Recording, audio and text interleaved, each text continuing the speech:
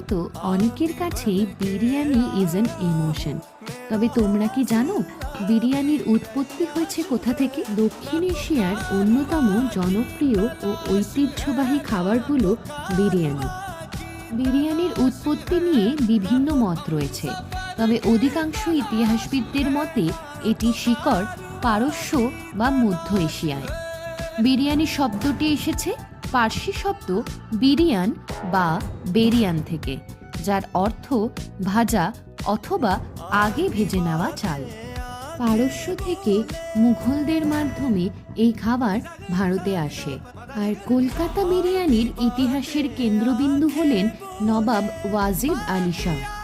1856 সালে ব্রিটিশরা তাকে লখনৌ থেকে অপসারণ করলে তিনি কলকাতার মেটিয়াবুরুজে নির্বাসনে আসেন।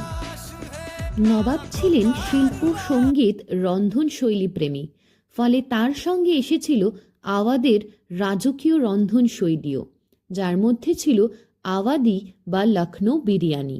অর্থনৈতিক বাধা থেকেই নতুন স্বাদের জন্ম হয়।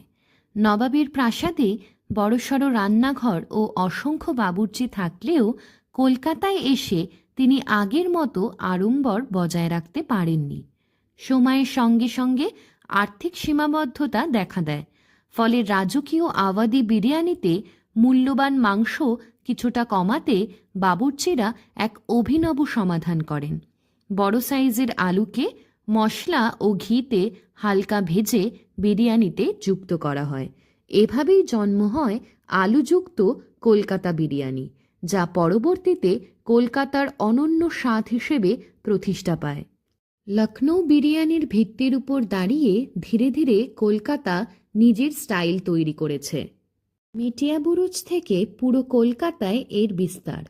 প্রথমে নবাবের এলাকা মেটিয়াবুরুজে এই বিরিয়ানি সীমাবদ্ধ থাকলেও পরে এটি ছড়িয়ে পড়ে কলকাতার বিভিন্ন মুসলিম পরিবার ও ছোট দোকানে। 1950 থেকে 60-এর দশকে রয়্যাল, আমিনিয়া, আর্সেলান, সিরাজ এদের মতো রেস্তোরাঁ কলকাতা বিরিয়ানিকে শহর জুড়ে জনপ্রিয় করে তোলে।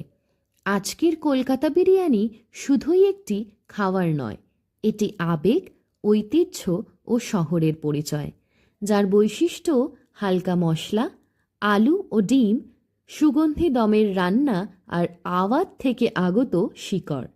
কলকাতা বিরিয়ানি এখন পৃথিবীর নানা প্রান্তে বাঙালির পরিচয় বহন করছে। অবশ্যই জানিও ভিডিওটা কেমন লাগলো।